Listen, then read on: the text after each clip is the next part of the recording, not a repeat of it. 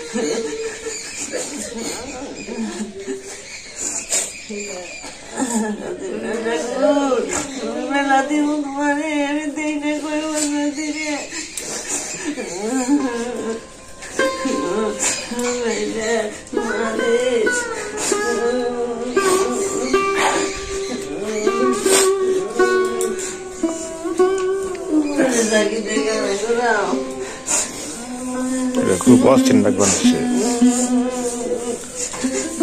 শ্বাস খালি ঘন ঘন কাট বানাচ্ছে।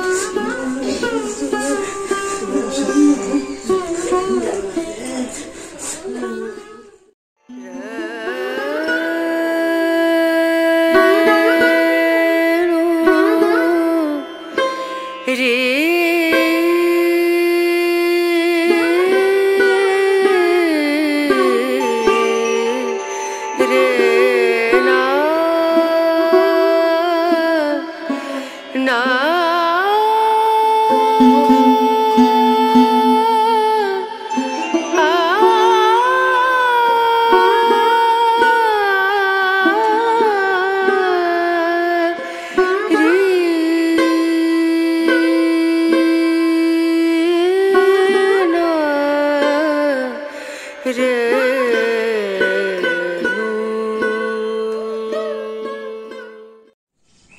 তো বন্ধুরা, তো কি আর বলবো, তো আমাদের মানে গরু সম্বন্ধে অনেকে জিজ্ঞেস করে যে আপনাদের গরুগুলো কেমন আছে। আসলে এটা একটু চাপা রাখছিলাম, মানে এটা বলি নাই, ভিডিওতে দেখাই নাই, শেয়ার করি নাই যে আমাদের গরুর কি অবস্থা। কিন্তু আমাদের বিশাল ক্ষতি হয়ে গেছে, এটা তো আপনাদের জানাই নাই। তো আমাদের যে লাল দুইটা কিনছিলাম পরে বকনা বাছুর, ওই দুইটা মোটামুটি ভালোই আছে এখন, কারণ ওই দুটারও মানে সমস্যা হয়েছিল, ওটা ট্রিটমেন্ট করাতে ভালো হয়ে গেছিল, যেহেতু দেশি জাতীয় গরু ওগুলা। তো আপনাদের দেখাই। তো আমি লাল দুটা যে বকনা কিনছিলাম, এগুলো প্রথমে ধরছিল আমার ভাড়া বাড়ি থেকে যে আনছিলাম, তো এটারে প্রথমে মানে আক্রান্ত ছিল প্রথমে, পরে 2 দিন পরে এটা ভ্যাকসিন দেওয়ার পরে 2 দিন পরে ঠিক হয়ে গেছে, ইঞ্জেকশন দেওয়ার পরে। প্রথমে জ্বর ছিল, জ্বরে দিয়ে কিছু খায় না, পরে ডাক্তারে আর কি দেখে পরে ইঞ্জেকশন বললো 3টা দেওয়ার পরে ঠিক হয়ে গেল এটা। তারপরে ধরলো হলো আমার ওই ওখানে সার বাছুর ছিল, তো আপনারা দেখছেন ফিজিয়ান, এটা ক্রস, ওটা তখন নেয়। এটা ভিডিওটা কাটলো 2 দিন আগের, মানে করার কথা ছিল, করি নাই, কারণ হলো চিন্তা ভাবনা করলাম আপনাদের কাছে শেয়ার করি, কারণ আমার সার বাছুরটা গত হয়ে গেছে। পরে ভাবলাম যে না, এটা একটা ভিডিও আমি শেয়ার করে দিই আপনাদের কাছে। পরবর্তীতে এই বকনাটা যখন ঠিক হয়ে গেল, তারপরে ধরলো আমার ওই যে ওই সার বাছুরটারে, ওই সার বাছুর ওই সিমটম, ওই ঠান্ডা, জ্বর, খায় না। পরে ডাক্তার ডাকলাম আবার যে কি অবস্থা দেখাতো, পরে ডাক্তার দেখলো যে না, ওই একই অবস্থা। পরে উনি চিকিৎসা করলো, চিকিৎসা করবার 2 দিন গেল, কিছু কাজ হয় না, কোনো উন্নতি হয় না। পরে আনলাম সার্জন ডাক্তার আনার পরে MBBS সার্জন, উনিও 6-7টা ইঞ্জেকশন মারলো। দেখার পরে আবার ওষুধ লেগে দিল, এটা আরো 3 দিন মারতে হইব ইঞ্জেকশন। পরে ওষুধ আনলাম, ওই দিনই সন্ধ্যাবেলায় যে, পরের দিন সকালবেলা আবার ইঞ্জেকশন দিল 6টা। এই অবস্থা 3 দিন 4 দিন চলে গেল, মানে তারপরেও কাজ হয় না। পরে আবার ডাক্তারে বললাম, বড় ডাক্তারে, যে স্যার এই অবস্থা, কোনো কাজ হইতেছে না।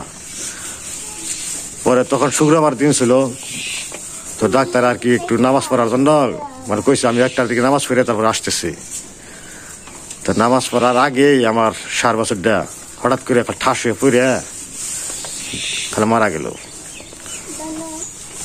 মানে 5 দিনের দিন কিছু খায় নাই, 5 দিন পিছ পর্যন্ত কিছু খায় নাই, 6 দিন কালে ঠাস হয়ে পড়ে মারা গেল। খুব ভয়াবহ অবস্থা, দেখে খুব খারাপ লাগলো। এত বড় একটা গরু দেখে খুব পরিস্থিতি খারাপ লাগলো আরো। তো তারপরে আর কি ওটা যখন মারা গেল, যাওয়ার পরে আবার 3 দিন পরে আবার এই যে এইটা আবার আক্রান্ত হইলো। তো এটা আক্রান্ত হওয়ার মধ্যে কি সিমটমটা হলো খুরায় জ্বর ছিল, পায়ে যে একটা ইনফেকশন হয়, এই ইনফেকশন হয়েছিল এটার। পরে এটারও ট্রিটমেন্ট করলাম, চিকিৎসা করলাম, পরে এটা ঠিক হয়ে গেছে। তো ভোলানাথ বাবা মোটামুটি 2টা ঠিক রেখে গেছে আমাকে। তো তারপর কি করবো, তারপর তো রাখার ব্যবস্থা করা লাগবো, সৎকারের ব্যবস্থা করা লাগবো। তো সৎকারের জন্য আমরা কি করলাম, আমরা মাটি খুঁড়ে কবর দিলাম, মানে কবরের মতো করে যে মাটির ভিতরে চাপাতে রাখলাম। তো এই যে এখানে রাখছি আমাদের ষাঁড় গরুটারে, অনেক বড় গরু ছিল, তো অনেক গর্ত করতে হচ্ছে, অনেক গর্ত করছে, মোটামুটি 10-12 জন ধৈর্য টাইনে ওটারে নামাইতে হয়েছে, পারা যায় না, এত বড় গরু টানানো যায় না, তো খুব কষ্ট হয়েছে গরুটা আনতে, এখানে খুব কষ্ট হয়েছে। পরে এখানে রাখছি মাটি চাপা দিয়া, আজকে 8-10 দিন হয়ে গেল। তো আপনাদের কাছে এটা শেয়ার করি নাই, তো আজকে শেয়ার করতেছি। হ্যাঁ, মানে মনটা বেশি ভালো না, কি দেখাবো, ভিডিও করেন ঠেকা আকাল করছি, কিন্তু আসলে মনটা ভিতরে খুব কষ্ট পাইছি। কারণ হলো একটা পরিবার থেকে একটা জিনিস চলে গেলে পরে মনটা খারাপ লাগে। তো এখানে রাখা হয়েছিল, তারপরে যে মাটি একটু দুমা খাইছে, পরে এটা আর কি একটু পিটিয়ে দেওয়া হয়েছে, পরে ফেইডে গেছে আলগা ফেইডে জানি আবার বুদ্ধি দেন এটা তো যে দেহটা আস্তে আস্তে পচবো গলবো আর এই মাটিটা চাপা খাইবারও আর ওসে আছে আলগা নিচে আর উষা ছিল এটা নিশা করছি আরো নিশা হয়ে গেছে তেল অবস্থা তো আর কি ভোলানাথ বাবা দুইটা ঠিক রাখছে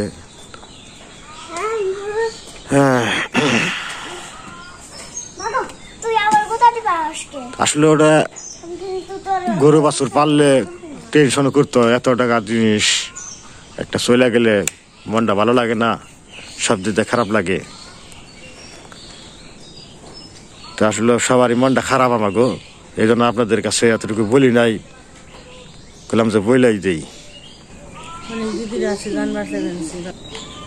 তো সবচেয়ে খারাপ লাগে বেশি নিজের পালের জিনিস তো ছোটবেলা দিকে পালছি এই জন্য একটু খারাপ লাগে আসলে পাললে একটা পালের জিনিস থাকলে এটার প্রতি আলাদা একটা মায়া মমতা জন্মে যায় তো মাঝে মাঝে সার গরু তো একটু ই করছে বেশি দুষ্টমি করছে আবার রাগ উঠছে শাসনও করছি যখন চলে যায় তখন আসলে মনের কষ্টটা ধরে রাখা যায় না